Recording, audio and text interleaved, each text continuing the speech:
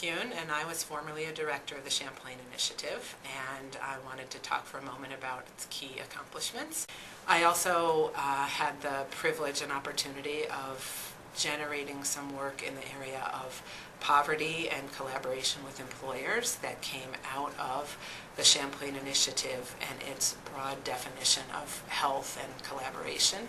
The project was called Working Bridges, and it was created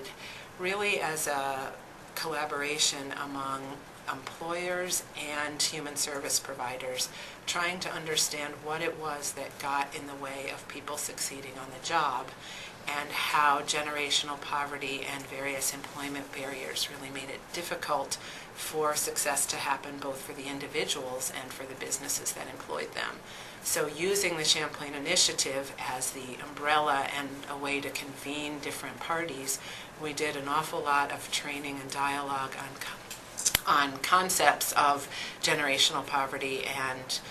its causes, and then really used that as a platform to generate some new responses in our community. That project still exists today and is an ongoing collaboration of employers who bring resources to the workplace to assist their staff, and as a result improve their retention and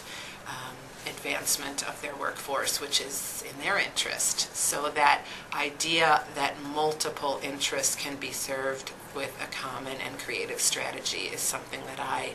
remember very fondly and take away from my years with the Champlain Initiative. I think there are a lot of challenges that still remain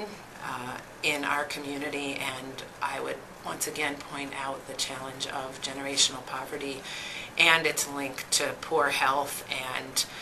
lower educational outcomes in our community. That's something that we have to continue to really be vigilant and creative in addressing. We have about 400 and some women with young children living under the poverty level in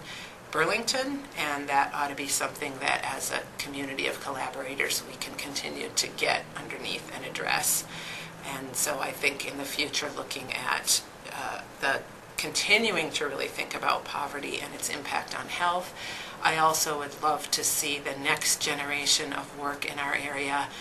really tackle the transportation issue, both from an environmental impact standpoint and from an access standpoint. People without transportation can't get to education, can't get to jobs. We still have an awful lot of that going on here, and it's something I think that we should be addressing in the future.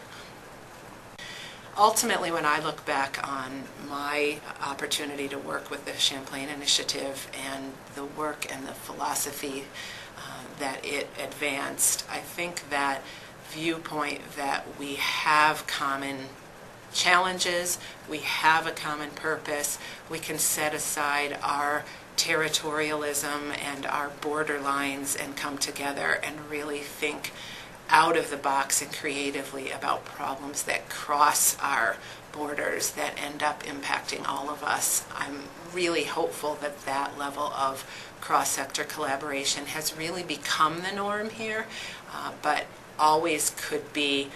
at risk or fragile with all of the fragility of our own institutions and our need to keep them funded and sustained. Sometimes we lose sight of the fact that we could just get very narrowly focused on protecting our own institutions and not look outward and know that if we are able to collaborate on some of these issues, we'll be that much stronger as a community, but also